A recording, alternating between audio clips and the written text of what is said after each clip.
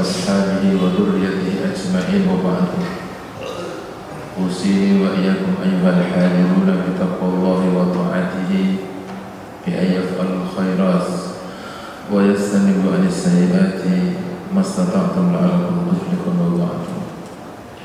Bapak Ibu, pagi hari ini kita akan melanjutkan ngaji kita tentang adab kita kepada manusia atau makhluk.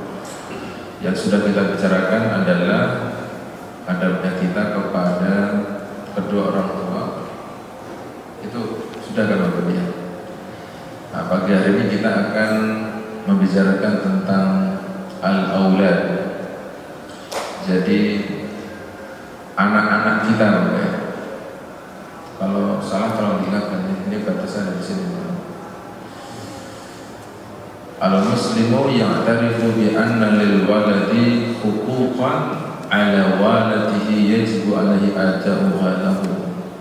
Bagi Bapak Ibu diwajibkan mengetahui bahwa anak-anak Bapak Ibu itu memiliki banyak hak yang harus ditunaikan oleh kedua orang tua kita. Wa adaban yazimuhu al-qiyamu biha iza'ahu, dan Bapak Ibu diwajibkan beradab, berakhlak, berinteraksi untuk memuliakan, menegakkan hak-hak tersebut kepada anak kita. Wahia tatamassalu fi ikhtiyari walidatihi. Nah, nomor satu Bapak Ibu, kewajibannya orang tua adalah memilihkan ibu yang baik. Nah, ini sebenarnya yang menentukan memang suaminya ya, oleh dari awal.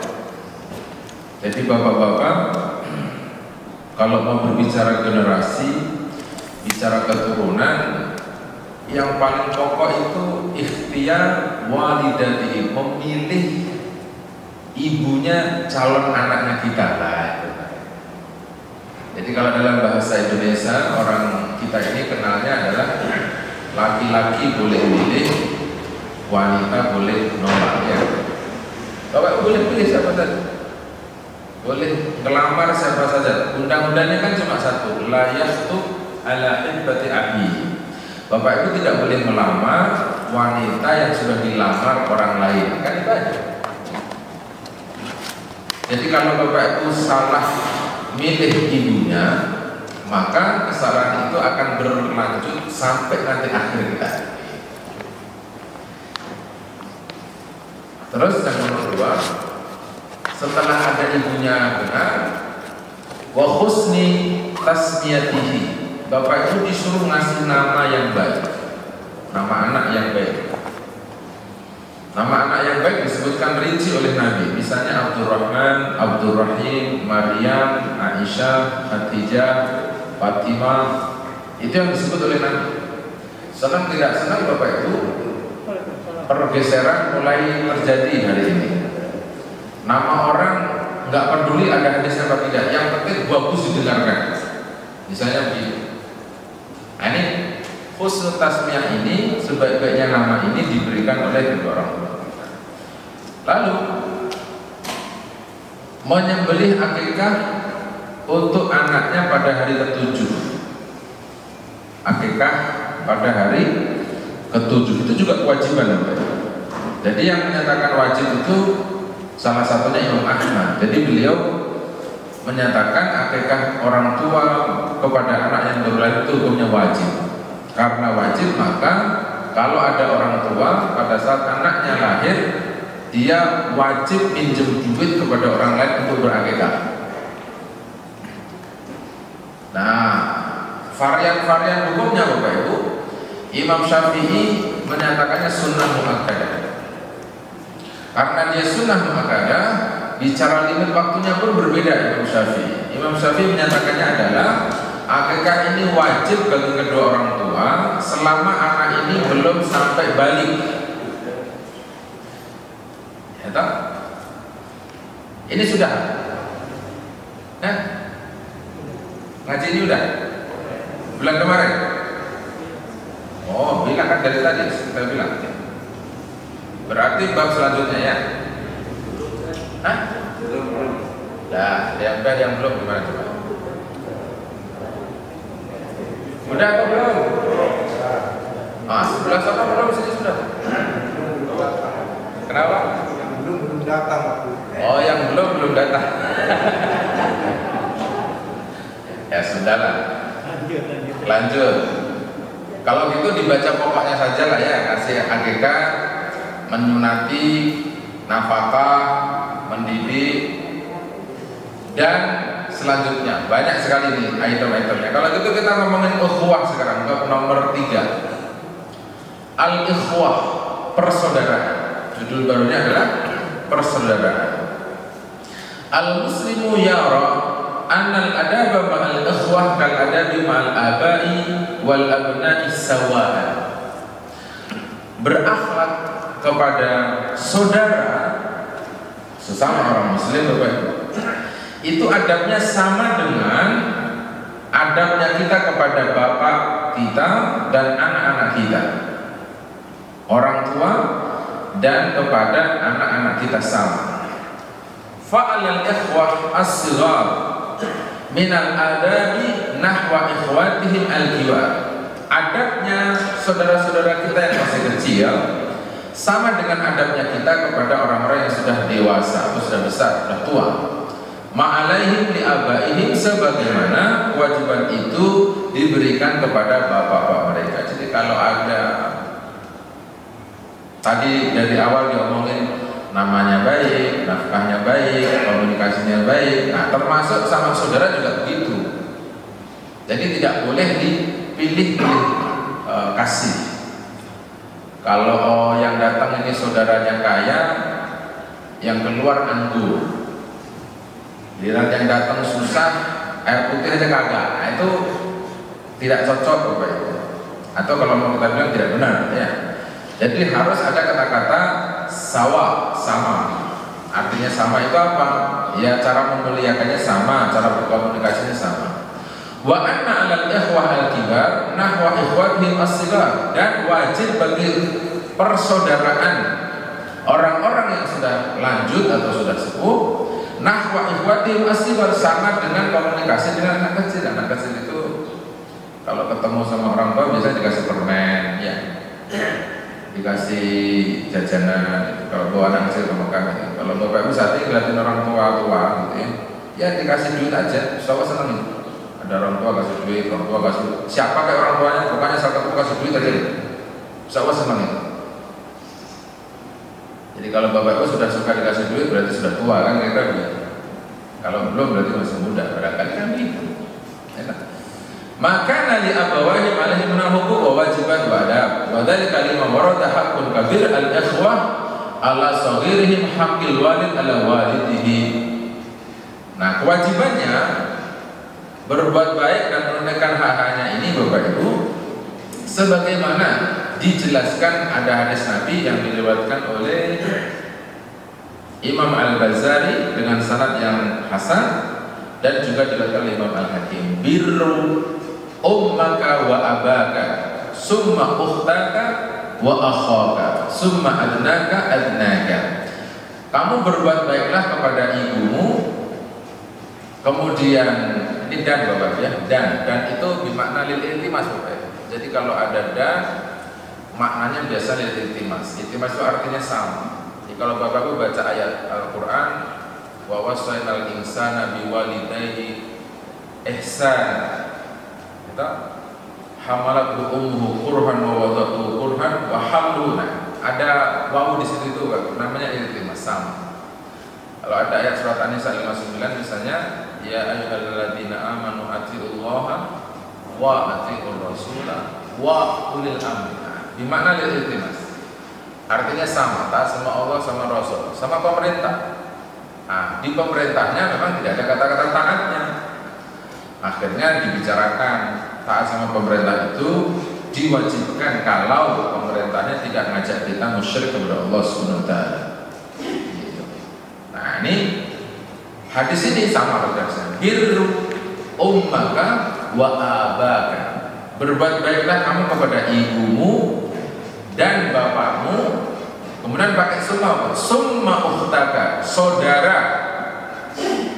saudara perempuanmu, wa akhaka dan saudara-saudara lakimu, summa adnaka, kemudian ke bawah.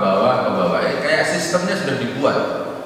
Jadi kalau mau berbuat baik, dibikinlah sistem ini.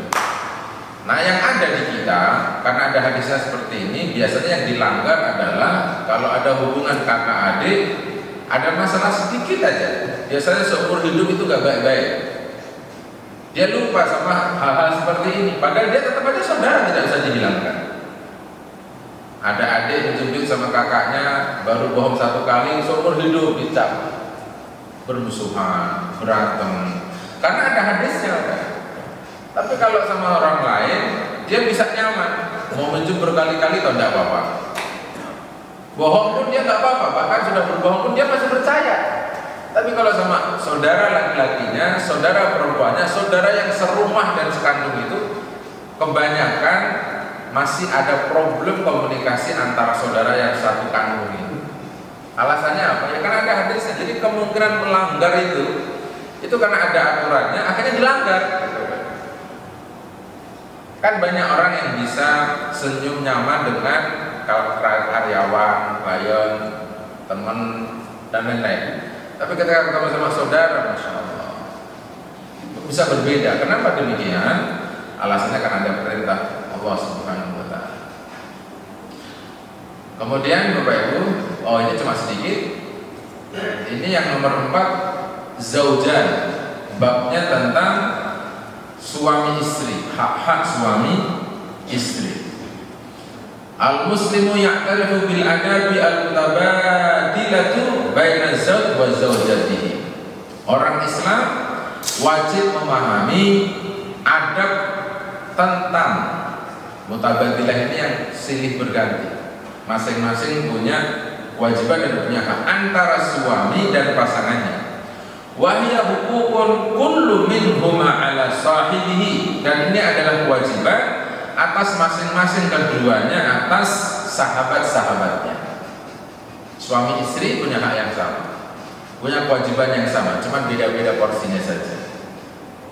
Istri wajib mentaati suami, suami wajib menyayangi istrinya, sama. Sebagaimana dijelaskan oleh Allah di dalam surah Al-Baqarah ayat 228. Bapak Ibu silahkan diterima ayat ini untuk menyatakan kesamaannya. Walahunna mislul ladzi alaihinna bil ma'ruf walir rijali alaihinna darajat. Dan wajib bagi istri-istri itu memiliki hak yang sama atas kewajiban yang dipikul oleh istri-istrinya itu. Bil ma'rufi, dengan cara yang ma'ruf. Nah, jadi untuk mengukur yang kayak gini-gini ini Bapak Ibu disuruh mengukur dari awal sekali, bahwa dia mengorbankan jiwa raganya untuk suaminya, kan itu awalnya, bahwa dia rela mengatakan saya terima nikah Anda dan kawin Anda, bla bla bla bla. Itu kan pengorbanan, Bapak Ibu. Karena menerima itu dia mengorbankan, akhirnya jobon jero diserahkan semua. Jobon jero itu apa ya?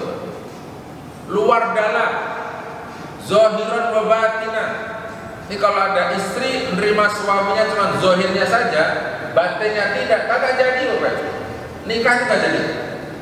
Jadi fisiknya dihadirkan, tetapi hatinya tidak, gak jadi. Kalau fisiknya doang, batinnya lahirnya tidak, gak jadi juga. Nah, kalau mengukurnya dari situ, maka nanti akhirnya kewajiban itu bisa ditunaikan dengan baik, bagus, dan pastinya bertanggung jawab. Gitu. Jadi dari awal, ya. Jadi kewajibannya istri sama dengan hak-haknya yang dia berikan kepada suaminya. Walil rijal alaihinna darajat, dan bagi kaum laki-laki terhadap istri-istrinya ada kelebihan 1 derajat. Apa kelebihan 1 derajat ini Bapak Ibu? Laki-laki itu wajib ngasih nafkah. Itu kelebihan. Jadi yang disuruh nyari duit itu memang laki-laki. Tafsirnya seperti itu. Kalau hari ini ada laki-laki nafkahnya dikasih sama istrinya, Bapak Ibu, ya ayat ini kebalik aja. Kebalik. Kalau Nabi Muhammad SAW waktu nikah sama Ibu Khadijah kan Ibu Khadijah langsung di rumah, beliau yang hitung duitnya, Nabi yang dagang. Udah begitu aja, sebenarnya sederhana Pak. Jadi yang dimaksud dengan darajah itu adalah punya satu kelebihan masalah nafkah. Kelebihan yang lain satu derajatnya adalah Bapak Ibu, bahwa tulangnya laki-laki itu diciptakan satu digit lebih kuat daripada perempuan. Jadi kalau ada laki-laki kok berantem kalah sama istrinya itu ngaco menurut saya. Nggak boleh ada suami kalah berantem sama istrinya, nggak boleh. Kenapa begitu? Karena tulangnya suami itu satu digit lebih kuat daripada tulangnya wanita. Jadi kasarnya kalau wanita itu digebuk sekali saja oleh laki-laki, dia pasti sakit. Akhirnya Bapak Ibu, kasus yang terjadi hari ini tuh kalau ada istri menghabisi suaminya, biasanya kasusnya tidak normal. Lagi tidur dieksekusi, lakinya tidur. Maksudnya itu, suaminya lagi tidur dicekek, diantem batu, mati lah Bapak Ibu. Kalau bahasanya istri saya itu kalau lagi bercanda, ya kalau poligami ya pas tidur saya sunat, kira-kira begitu. Artinya apa? Istri bisa melakukan itu pada saat suaminya sedang tidak ada kekuatannya. Tetapi kalau bicaranya normal Bapak Ibu, kayak kasus yang di Sulawesi gitu ya, masa ada suami dikejar-kejar pakai parang sama istrinya Bapak Ibu, dan lari gitu. Kok aneh itu lah suami. Nah, mungkin orang itu yang masuk di TV Trans itu belum ngaji ini, bahwa laki-laki itu punya satu derajat. Jadi derajat ini macam-macam, kasih nafkah, tulangnya, termasuk kulitnya. Kulitnya suami itu nggak sama dengan kulitnya perempuan. Mana dalilnya Ustaz? Loh, yang bilang itu Ibu Maryam yang di surat Ali Imran itu. Walaysa dzakaru kal unsa. Laki-laki itu tidak sama dengan perempuan. Ternyata penjelasannya apa? Bahwa kulitnya wanita itu lebih halus, laki-laki itu lebih kasar. Bahwa wanita itu kulitnya lebih dingin, laki-laki itu panas. Jadi kalau panas ketemu dingin nyetrum. Tapi kalau dingin semua, ya masuk angin. Kira-kira begini. Jadi kalau laki ketemu perempuan itu jodoh. Jadi derajat itu dimiliki oleh laki-laki yang tadi. Satu derajat tadi. Oh ya, tulangnya. Jadi kalau ada laki-laki kok bawa payung kena panas Bapak Ibu, itu mungkin mau jadi perempuan. Jadi yang boleh bawa payung kalau panas itu perempuan. Ada laki-laki. Bapak Ibu tengoklah itu orang tua gitu. Kalau panas terik itu, mana ada laki-laki bawa payung Bapak Ibu. Yang ada ya wanitanya ya, pakai topi gede, pakai payung. Karena apa? Kulitnya wanita itu kalau kena panas ya problem kira-kira begitu. Maka ngurusi kulitnya kaum wanita itu susah. Saking halusnya itu loh Bapak Ibu, susah. Butuh perawatan dan lain sebagainya. Itu derajatnya Bapak Ibu. Nah, di sini dijelaskan ar-rajul bi mazidi darajatil i'tibarat, khusus laki-laki itu memiliki kelebihan satu derajat dengan gambaran yang khusus, seperti sabda Nabi Muhammad SAW waktu haji wada, ala inna lakum ala nisaikum haqqan wa li nisaikum alaikum haqqan ghara anna hadhihi al-huquqa ba'daha mushtarikun baina kullin min az-zawjaini wa ba'daha khasun bi kulli minhuma ala iddah. Kata Nabi apa waktu haji wada? Ketahuilah sesungguhnya bagi kalian wahai laki-laki atas istri-istri kalian itu memiliki hak, dan wanita-wanita kalian atas kalian juga memiliki hak. Ini hadis rawahu Al-Bazari, At-Tirmidzi, Al-Qurtubi di dalam tafsirnya. Jadi laki perempuan disebut oleh Nabi sama-sama punya hak. Cuman haknya itu ba'duha mustarikun bainahuma. Sebagian hak itu ada yang suami istri itu sama. Mustarik itu berarti apa? Suami harus begitu, istri juga harus begitu. Tetapi hak yang lainnya adalah khusus antara keduanya dengan batasan-batasan tertentu. Jadi istri wajib melahirkan, suami tidak boleh melahirkan. Kan sama-sama itu, sama-sama kewajiban tetapi beda-beda. Misalnya Wal huquq al mustarikah adalah adapun hak-hak yang bersekutu yang diwajibkan atas suami istri. Yang nomor satu adalah al amanah. Masing-masing memiliki amanah. Jadi pada saat mulai menikah, suami memiliki amanah ngerawat, muasyarah, komunikasi, ngasih nafkah kepada istrinya. Yajibu ala kulli minaz zawjaini ayakuna aminan ma'as sahibihi. Disuruh amanah kepada sahabat-sahabatnya atau istrinya. Suami dengan istrinya, istri dengan suaminya. Fala yakhunuhu fi qalilin wala katsir. Suami istri tidak boleh ada yang mengkhianati, baik mengkhianati dalam porsi yang besar maupun mengkhianati dalam porsi yang kecil. Urusan makan, tidur, apalagi ya, dan seterusnya lah.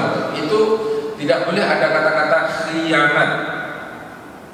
Idh zawjaini ashbahan bisyarikaini fala budda min tawafiril amanah. Suami istri wajib terus menjaga amanah yang sudah diberikan.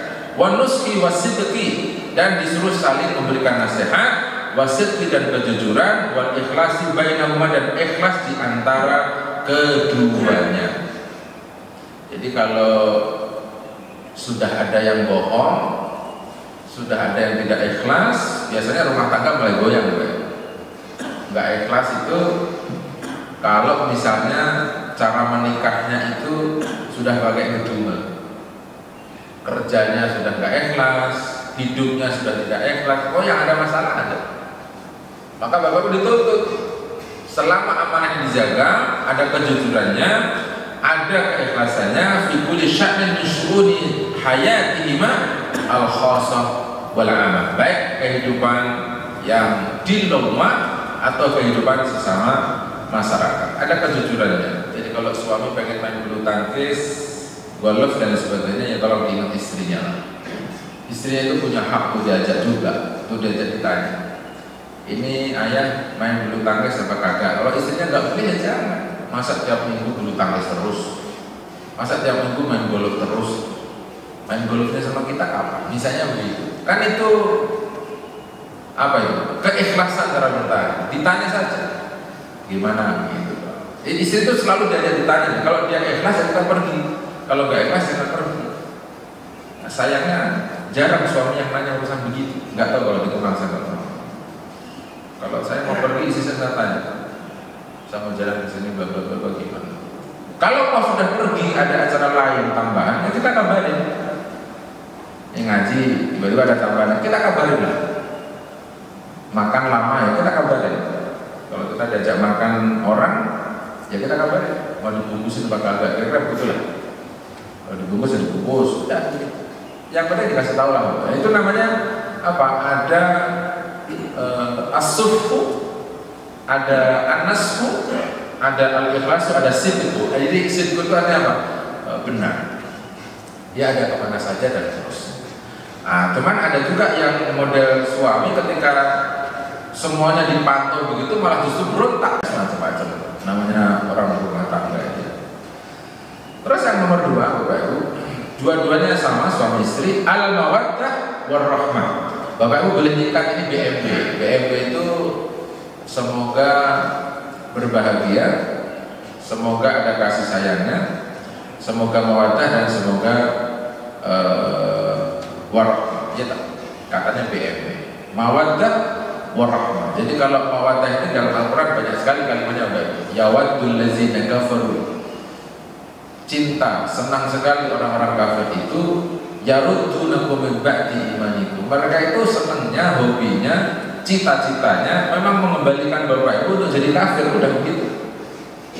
Menurut Al-Quran, waddal ladzina kafaru, yawaddul ladzina kafaru. Jadi mawaddah ini artinya apa?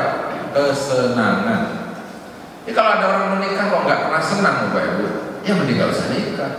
Nikah ini wajib senang. Kalau bahasa orang Jawa itu wajib guyu lah, Bapak Ibu.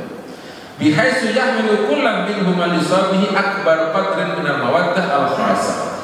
Masing-masing suami istri diwajibkan menghadirkan sifat ini secara spesifik khusus, warahmah as-samilah, dan kasih sayang yang secara umum. yatabadalaniha, yang keduanya saling mengganti di antara keduanya, tilatal hayah, sepanjang hidup, musaddiqan liqouli ta'ala, membenarkan firman Allah Subhanahu wa ta'ala. Bapak Ibu, ini kasih sayang tidak boleh luntur karena umur. Itu penting itu, Pak. Jadi mau umurnya berapapun, mundu hayati, selama suami istri ini masih ada judulnya suami istri, mereka masih diwajibkan al-mawaddah warahmah, kasih sayang, mencintai, menyayangi, dan sebagainya.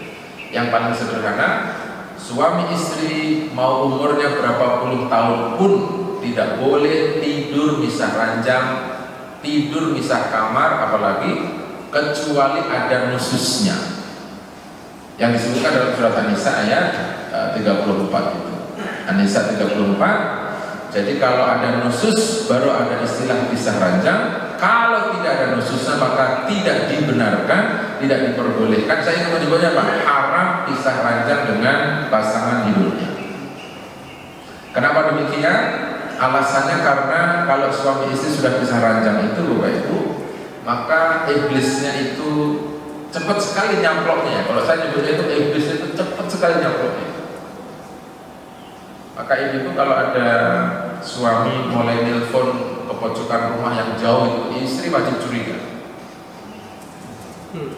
Oh iya, biasanya suami kalau mau nelpon yang bermasalah pasti kan menjauh dari istrinya, pojokan atau rajin ke masjid tapi tidak ngaji. Biasanya begitu juga ada ya. Ya ke masjid terus, tapi nelpon, yang ditelepon pasti masalah. Seakan-akan kayak suami itu kayak gak betah dekat istrinya gitu. Apa susahnya sih dia ngomong jujur di samping istrinya gitu. Yang ditelepon siapa, masalahnya apa, kan enak.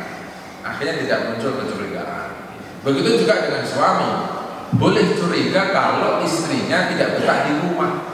Bentar-bentar izin keluar, kemana sih? Wah, majelis taklim. Kita tanya dari sama koordinator majelis taklim ibu-ibunya, istri saya ngaji bener nggak, Bu? Wah, kalau ngaji sebentar doang, Pak. Habis itu keluar dia dari majelis taklim. Kemana? Nelpon dari pojokan. Perlu curiga juga. Sama lah. Artinya sudah ada yang tidak wajar. Nah, jadi kasih sayang ini banyak yang ini, Bapak. Banyak yang luntur ketika ada problemnya. Udah semakin tua, berkurang harta, kurang pangkatnya, kasih sayangnya ikut luntur bersama dengan itu semua. Nah, maksudnya setelah ngaji ini ya jangan, Bapak. Memang harus sama. Mungkin prosentasenya aja yang berbeda. Jadi kalau dulu Bapak Ibu suka gendong istrinya gitu ya karena sudah sepuh ya jangan digendong, minimal dituntun bareng dah. Mungkin begitu. Tapi kan sama dong. Itu kan mawaddah. Itu kan warahmah. Jadi kalau ada suami istri umur 70-80 tahun itu masih bisa jalan kaki gandengan tangan itu, wah itu luar biasa. Setan iblis lari, Bapak Ibu. Tapi kalau ada suami istri kok jalan aja yang satu depan, yang satu belakang, ya cuma dicapok sama iblis, Bapak Ibu. Biasanya kalau jalan istrinya dulu atau suaminya dulu, tergantung usia ya. Tergantung usianya. Kalau yang sakit lakinya dulu, istrinya yang meninggal. Kalau istrinya yang sakit ya suaminya yang meninggal. Meninggal itu artinya apa? Ditinggal jalan duluan dulu. Nah ini perlu dibaca ayatnya, bahwa mawaddah ini, rahmat ini tilatal hayat, sepanjang hidup, selama masih ikatannya suami istri. Contohnya siapa, Ustaz? Ya banyak lah. Nabi Ibrahim contoh sampai sepuh-sepuh itu. Bolak-balik Mekah, Palestina, ketemu Ibu Hajar, ketemu Ibu Sarah. Nabi Ibrahim.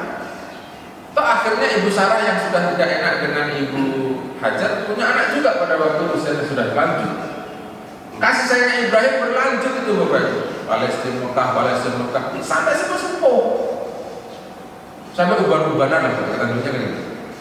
Kasih sayang tetap hadiah-hadiah. Dan Allah memberikan anak Ibu Sarah, Ishak, setelah tidak mungkin hamil katanya, tapi nyatanya ada karena kasih sayang itu. Maka menunjukkan kasih sayang seperti ini sepanjang hidupnya Bapak Ibu. Nah, ayatnya Bapak Ibu di sini surat Ar-Rum ayat 21. Wa min ayatihi an khalaqalakum min anfusikum azwaja litaskunu ilaiha wa ja'ala bainakum mawaddatan wa rahmah. Salah satu dari tanda kekuasaan Allah, Allah menciptakan buat kalian dari diri kalian pasangan-pasangan supaya kalian tenang kepadanya, dan Allah menjadikan di antara kalian kasih sayang, kesenangan, dan bisa berkasih sayang. Jadi pokoknya apa ini ya Bapak Ibu? Yang perlu direnungkan mungkin kasih sayang tulal hayat, sepanjang hidup Bapak Ibu. Dalam hadis dijelaskan rawahul Imam Al-Bukhari, Imam Muslim, dan yang lain-lain, wa tahqiqan liqauli Rasul, dan ini membenarkan sabda Nabi Muhammad SAW, man la yarham la yurham. Siapa orang yang tidak bisa menyayangi, maka dia tidak akan disayangi, termasuk istri, anak, dan seterusnya. Kalau hari ini kita menghabiskan kasih sayang kepada anak kita, maka Bapak Ibu tinggal nanti mengambil pada waktu kita sudah sepuh, maka anak kita akan menyayangi diri kita. Tapi kalau dari awalnya sudah disia-siakan, ditinggalkan, dan didik yang lain-lain, ya maka itu jangan salah. Ketika nanti kita membutuhkan, mereka juga tidak mau datang. Kira-kira begitu. Ini bahasanya Nabi adalah man la yarham la yurham. Kemudian yang nomor 3 Bapak Ibu, yang haknya dan kewajibannya bergantian Bapak Ibu antara suami istri adalah as-siqah al-mutabadilah bainahuma, kepercayaan antara suami dan istri yang terus dijaga. Kepercayaan siqah bihaitsu yakunu kullan minhuma wasiqan fil akhir wa la yuhamiru adna syakkun fi sidqihi wa nusqihi wa ikhlasihi. Masing-masing keduanya tidak boleh mencurigai kejujuran, kebaikan, keikhlasan satu dengan yang lainnya. Jadi pangkalnya sebenarnya dalam urusan curiga. Kalau orang menikah itu dalilnya itu percaya, ya insya Allah sih baik-baik semua. Tapi kalau dalilnya curiga, ya tidak menyelesaikan masalah. Ini firman Allah Subhanahu wa taala surat Al-Hujurat ayat yang ke-10, innamal mu'minuna ikhwatun, itu dibatasi dengan keseluruhannya kudu bersaudara. Ya lesan, kaki, mata, dan seterusnya itu kudu bersaudara, ikhwah. Lalu ada lagi firman hadis Nabi Muhammad SAW, la yu'minu ahadukum hatta yuhibba li akhihi ma yuhibbu li nafsihi. Hadis sudah sering kita dengarkan. Tidak sempurna iman seseorang di antara kalian sampai dia mencintai saudaranya sebagaimana dia mencintai dirinya sendiri. Jadi kalau Bapak Ibu suka mobil bagus, ya istri sama suka mobil bagus. Kalau Bapak Ibu suka olahraga, istri juga sama suka olahraga juga. Mungkin olahraganya jangan beda. Jadi harus ada kata-kata sama. Warrabitatu az-zawjiyah la tazidu ukhuwah al-iman illa tawsiqan wa tawqitan wa taqwiyan. Hubungan suami istri tidak akan bertambah persaudaraan keimanannya kecuali tausik, ada kepercayaan, ada kekuatan, ada keyakinan. Wa bidzalika yash'ur kullan min az-zawjayn annahu huwa ainul akhar wa datuhu. Maka Bapak Ibu disuruh melihat masing-masing suami istri, menengok yang lain itu dengan pandangan yang jernih. Al-akhar wa datuhu, luar dalam diperhatikan. Oh iya, dia kalau saya makan enak, istri juga mau makan enak, dan seterusnya. Wa kaifa la yasqul insan fi nafsi wa la yarsamaha aw kaifa yabusul mar'u nafsahu wa yadahu. Bagaimana kita mau menipu seseorang sementara kita tidak mau ditipu? Bagaimana kita memberikan nasihat seorang kalau kita tidak mau dinasihati, dan selanjutnya. Kemudian ini adab yang umum Bapak. Nomor 4, al-adab al-'am min rifqin fil muamalah. berbuat baik di dalam bermuamalah. Misalnya apa? Tolaqati wajhin. Suami istri disuruh wajahnya ceria. Apa ceria itu? Menggembirakan. Apa menggembirakan itu? Menyenangkan. Tolaqatil wajhi itu wajahnya cair. Jadi kalau suami lihatin istri wajahnya enak, istri lihat suami wajahnya enak. Gimana caranya enak? Ya harus pakai cinta kasih ya Bapak. Kalau nggak pakai cinta kasih ya nggak bisa. Bapak kalau lihatin istrinya harus mengatakan pokoknya kamu paling cantik lah. Kira-kira begitu. Suaminya, istrinya juga begitu. Kalau lihatin suaminya itu kamu paling cakep ya sebagainya. Apalagi kalau lagi sakit. Orang kalau lagi sakit itu yang diputar kan pasti cerita itu Bapak. Terus sampai loro juga kan Pak. Mall, misalnya begitu. Bapak sakit aja masih duandang koneksi ya, kira-kira gitu. Lah itu kan bagus sama bahasa itu. Ini jangan udah sakit, kemarin ada tetangga sakitnya sama dengan bapak mati, lah kan? Ini soal mati nanti suaminya. Ini kan urusan komunikasi tuh. Wajahnya aja udah nggak seneng gitu gimana? Coba dikasih kabar-kabar gembira. Jadi suami istri wajib punya tolakul wajhi. Jadi jangan sampai istri itu kalau ada di rumah suaminya itu udah masya Allah nggak pernah senyum itu suaminya. Mau makan Pak? Iya Pak. Mau minum apa? Diam juga itu suaminya. Akhirnya istrinya tidur. Oi, ambil minum. Nah, tadi kan ditanya. Ini namanya wajahnya tidak bersahabat dengan istri. Dan ini susah loh Pak kalau kotor wajhi. Maka Nabi kenapa cara manggilnya misalnya Umairah? Itu kan berarti lihat wajahnya. Wahai Aisyah yang wajahnya kemerah-merahan. Wajahnya Bapak yang dilihat. Ya makanya Bapak kalau pulang dari kantor itu ya mau ribet kayak apapun kantornya, sampai rumah wajahnya disuruh berseri. Akhirnya setelah mandi, setelah minum teh, nah baru diceritakan ketidakenakannya. Gitu loh Bang. Jangan dari sono puanas, merahnya sampai rumah. Waduh, nah, ribet itu Bapak. Baik. Kemudian apa? Wakaramul kaul. Bapak Ibu, masing-masing suami istri disuruh ucapannya itu mulia. Mulia itu artinya apa? Baik.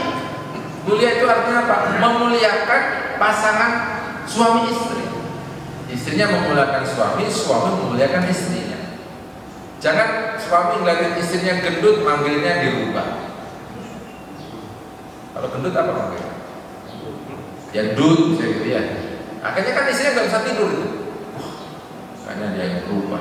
Suami mulai manggil gak karuan. Akhirnya istrinya dietnya ketat. Pagi nggak makan, siang nggak makan, malam nggak makan. Kurus. Panggilannya ganti lagi. Penggil. Krepeng kata, masa kurus krepeng, gendut-gendut, itu kan komunikasi yang tidak bagus. Komunikasi yang bagus saja. Istri kita gemuk, kita bilang, ya Allah mana sampai gemuk tuh saya tak cinta sama saya. Kira-kira begitu. Akhirnya biar istrinya itu semangat makan enak terus gitu. Ya nanti kalau urusan takdirnya setelah gendut dia sakit itu kan cerita lain tuh. Kan batasnya bapak-bapak cuma disuruh membahagiakan dia saja kan. Hati-hati, jangan makan enak dulu. Ya, udah dikasih kalimat-kalimat yang enak saja. Karami kaulin, jadi kalimatnya yang enak, yang mulia, yang bagus. Wa takdirin wa ihtiramin, dan bapak ini disuruh memuliakan. Wahya al-muasyarah bil ma'ruf. Inilah yang disebut dengan berkomunikasi muasyarah bil ma'ruf. Allati amarallahu biha. Allah memerintahkan ini kepada bapak ibu suami istri. Sebagaimana dijelaskan di dalam surat An-Nisa ayat 19. Bapak ibu tolong dibuka ya nanti di rumahnya. Buku yang warna coklat sama warna hijau yang dari pemerintah itu. Itu yang ditulis ayat ini, surat An-Nisa ayat 19. Pendek tulisannya, wa asiruhunna bil ma'ruf. Nah, wa asiruhunna bil ma'ruf ini penjelasannya Bapak Ibu, tafsirnya Bapak Ibu, itu yang Nabi Muhammad.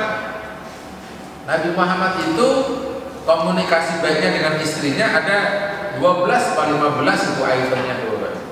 Ya salah satunya ini, Nabi Muhammad itu tolaqatul wajhi, wajahnya selalu ceria. Lalu daimul basyari, Nabi Muhammad itu selalu memberikan kabar gembira, surprise tiap hari. Lalu kemudian apa? Nabi Muhammad itu daimu ahlahu, Nabi itu bercanda dengan keluarganya. Bapak itu bercanda. Bercanda itu guyu-guyu. Ya ngopi bareng lah, ngeteh bareng kira-kira begitu. Kalau ada suami istri nggak pernah ngeteh bareng, mungkin masalah kali ya. Harusnya ngetehnya bareng.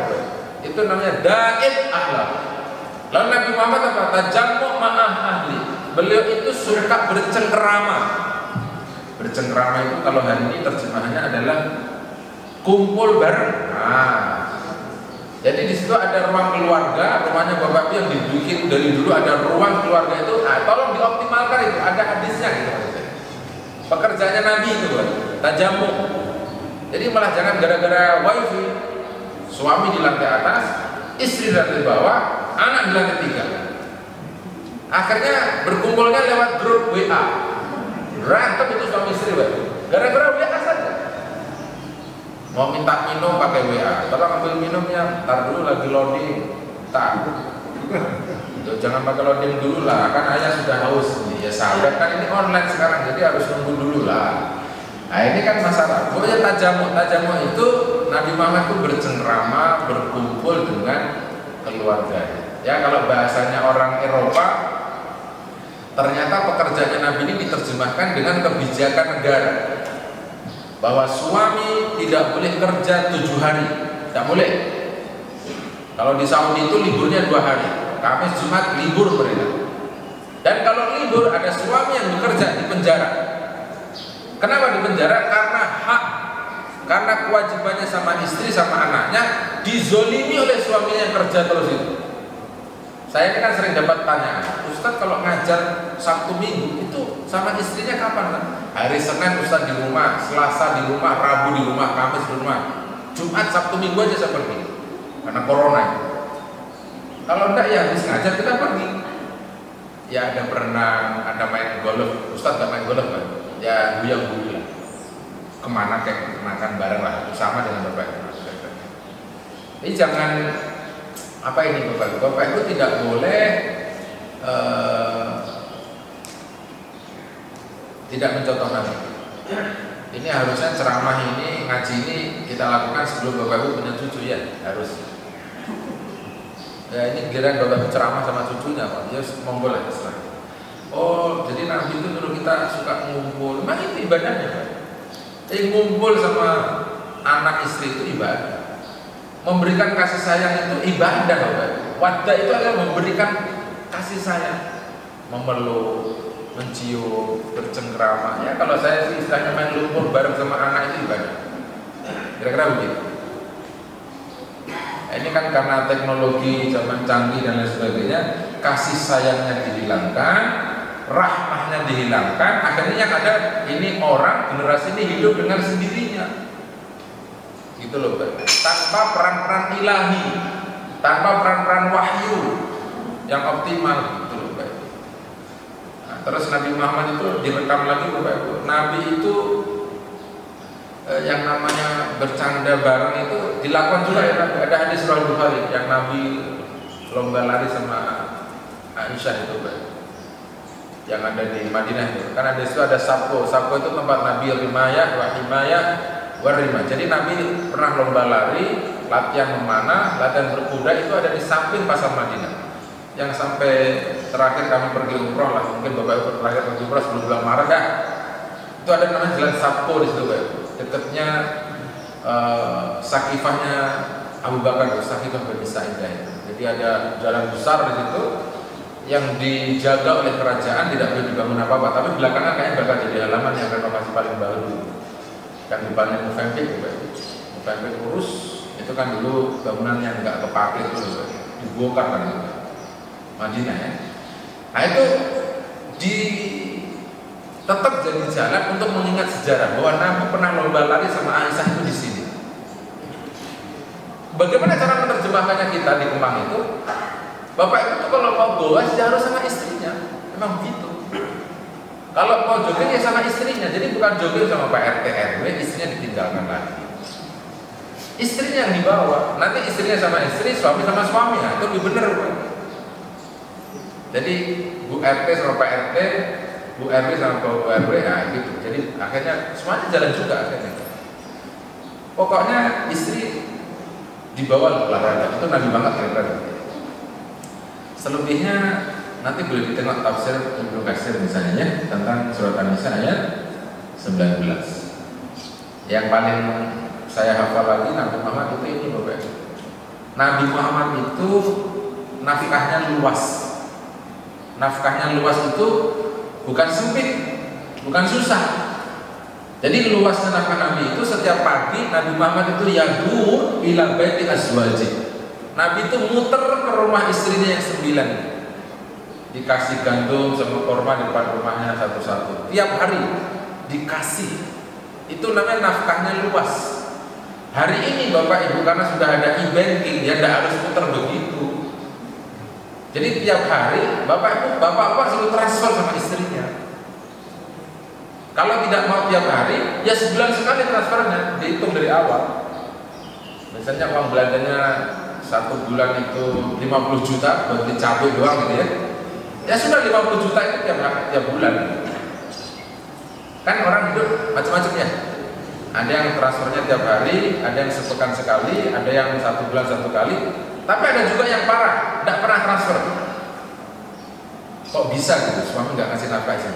Alasannya karena istrinya udah punya duit. Oh, nggak bisa loh. Bapak wajib ngasih nafkah ke istrinya.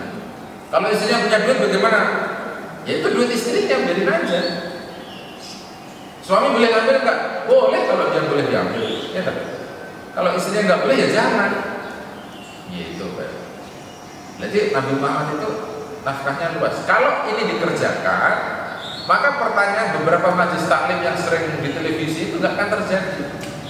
Apa hukumnya istri ngambil duit di dompet suami? Nggak ada. Memang nggak ngasih nafkah. Akhirnya diambil, dicuri. Ya, suami itu kan kalau sudah lelah ya pasti tidur lah, ngambilnya pasti tidur kan, kira-kira gitu lah. Itu kalau Nabi dikerjakan ya itu nggak akan terjadi. Oh ada lagi yang lebih susah dikerjakan oleh kita, termasuk masalah itu Nabi itu karena ya'kulu ma'a azwajihinna ahya. Nabi itu makan bareng dengan istrinya, itu termasuk masalah makan bareng dengan istrinya. Ini tafsirnya kalau hari ini ya Bapak tengok dah restoran di Saudi Arabia. Sebutlah tempat Nabi hidup itu, nggak ada restoran namanya prasmanan Bapak. Yang ada restorannya adalah bilik-bilik. Tahu bilik-bilik? Bilik-bilik apa? Ya di kamar-kamar. Jadi suaminya yang pesen nasi bukhori, nasi kembuli 1 loyang. Kalau anaknya 5 ya begitu. Mereka makan berjamaah. Mungkin saya juga belum pernah lihat sih ya, mereka cara makannya bagaimana itu. Ya entah suaminya nyuapin istrinya, entah istri nyuapin anaknya, mungkin begitu. Nah kalau di kita sudah prasmanan. Kalau prasmanan itu kan disekat sama meja, jauh sana dengan suami istri. Nah, bahasanya yang lain mungkin hadis-hadis Nabi yang lain akan hilang kalau kita makan pakai prasmanan. Misalnya cendol hilang, dijilatin hilang, lalu bersih hilang. Tapi kalau makannya rame-rame, mungkin berkah itu memang muncul dari akhir makanan itu. Innal barakatu fi akhir ta'am, kulu ma'al jamaah. Kan banyak sekali hadis Nabi yang bisa kita kerjakan lewat makan bareng dengan istrinya. Baik Bapak, itu yang ditulis oleh negara. Kalau ini dikerjakan oleh suami istri yang baru menikah, pasti ya Bapak ya, perceraian tidak akan terjadi, ya minimal berkurang lah kalau itu dikerjakan oleh pasangan suami istri. Ada lagi hadis Nabi, wahya al-istisaq bil khair. Bapak itu disuruh beradab yang baik dengan istrinya, wastausu bin nisa'i khaira. Nasihatilah wanita-wanita itu dengan kebaikan, kasih sayang, kelembutan. Jadi bukan pakai emosi, marah dan sebagainya. Wahadihi jumlatun minal adab al-musyarakatu banazat. Ini adalah kewajiban-kewajiban yang suami istri dua-duanya sama harus mengerjakan. Yang wajib keduanya saling berganti. bergantian untuk mengamalkannya dan mengerjakannya. Sebagaimana firman Allah Subhanahu wa taala, "Wa kaifa ta'khudunahu wa qad afdha ba'dukum ila ba'din wa akhadna minkum mitsaqan ghalidha." Bagaimana Bapak Ibu mengkhianati pasangan hidup Bapak Ibu, surat An-Nisa 21, yang sebagian yang lain dengan sebagiannya sudah menyerahkan dirinya kepada Bapak Ibu. Dan kamu sudah mengambil di antara mereka kalian mitsaqan ghalidha, perjanjian yang kokoh. Kesimpulannya Bapak Ibu, hidup suami istri itu mitsaqan ghalidha. Siapa yang menciderai, siapa yang mendustai, merusak perjanjian suci, bersih, kuat ini, maka dia akan teraniaya, terzalimi, sengsara dan sebagainya. Maka jangan ada kezaliman kalau kita sudah memiliki pasangan hidup. Di lain ayat Allah berfirman, "Wala tansabul fadla bainakum innallaha bima ta'maluna basir." Surat Al-Baqarah 237. Dan janganlah kalian melupakan karunia dari Allah di antara kalian. Bapak Ibu ketemu pasangan itu karunia, kelebihan. Jadi kalau mau ada problem, ada masalah, tolong ditengok sejarahnya bahwa untuk mendapatkan sang istri itu dulu pakai pertolongan Allah, pakai surat istikharah, pakai kerja keras, pakai harapan luar biasa, pakai takut luar biasa, akhirnya dapat. Jangan mudah dibudarkan. Nah, kira-kira begitu. Innallaha bima ta'maluna basir. Sesungguhnya Allah dengan apa saja yang kalian kerjakan, Allah Maha melihat. Allah Maha menyaksikan. Karena ini hubungan suami istri, Bapak Ibu ada pertanyaan apa tidak? Kan ini yang hadir semuanya sudah punya istri. Ada pertanyaan apa tidak? Tidak ada. Kalau tidak ada, apa tuh? Misalkan golido, jadi itu kalau diterjemahkan lebih detail itu syaratnya kenapa ada perjanjian dari itu? Bagaimana ya? Misalkan ghaliza ini kan sebenarnya dijelaskan dengan yashhaduna al-malaikatu kulluhum. Jadi yang membuat perjanjian kuat ini karena orang ketika menikah itu disaksikan oleh semua malaikat. Artinya malaikat yang jumlahnya berjuta-juta itu ikut menyaksikan akad pernikahan ini. Sehingga ketika ada suami istri yang menciderai, mengkhianati pernikahan, maka semua malaikat yang menyaksikan itu juga nggak suka, nggak senang. Akhirnya apa? Ya malaikat ini kan sebagai apa ya? Pembantu Allah Subhanahu wa taala. Kalau enggak disebutnya sebagai makhluk yang maksumun, yang terjaga, terlindungi dari kepentingan-kepentingan manusia. Jadi dia bersih banget malaikat itu. Adanya baik. Tapi ketika ada orang berbuat khianat, berbuat dosa, maka malaikat itu pertama akan membenci orang tersebut. Yang nomor dua, misalkan ghaliza itu disaksikan oleh keluarga besar yang hadir pada waktu itu. Karena nggak ada orang nikah sendiri itu nggak ada. Masing-masing punya keluarga besar. Dan itu ikatan kuat sekali karena keluarga besar. Nah, yang sering kadang-kadang terjadi ini, kadang orang nggak mau berpikir kalau ini misalkan ghaliza, akhirnya seenaknya dia sendiri. Nikahnya ribet, caranya gampang banget. Nah, kalau di apa ya? Kalau di kita ini kan sebenarnya ada penyuluh agama ya. Di Islam itu kan ada penyuluh agama, cuman mungkin kurang optimal ya. Peran, fungsi penyuluh agama ini kan sebenarnya tugasnya mendampingi orang-orang yang sudah menikah. Ini kalau kita nggak datang ke KUA nggak pernah didampingi. Harusnya pemerintah kan bisa masuk ke masjid gitu. Bahwa ini program dari pemerintah. Yang dikaji apa? Masalah keluarga. Kan harusnya begitu. Harusnya menurut saya sih begitu. Akhirnya biar misal ghaliza itu terus terjaga, terpelihara, dan akhirnya sampai seumur hidup lah, sekali saja. Misalkan begitu. Perjanjian yang sangat kuat. Makanya ketika Qabil itu nikah itu sampai kalimatnya pun rinci. Salah dikit pun harus diulangi. Sangat kuatnya itu perjanjian. Sehingga kalau orang sudah ngomongin perjanjian nikah, maka itu sama dengan kita sempurna separuh keimanannya kan gitu. Karena misalkan begitu, semua transaksi pekerjaan muamalah yang dilakukan orang sudah menikah, itu nilainya beda dengan yang belum menikah. Semuanya ibadah masalahnya soalnya. Nah, itu misalkan goli. Jadi ada banyak penjelasan yang disampaikan oleh para ulama ketika menjelaskan misal kondisi.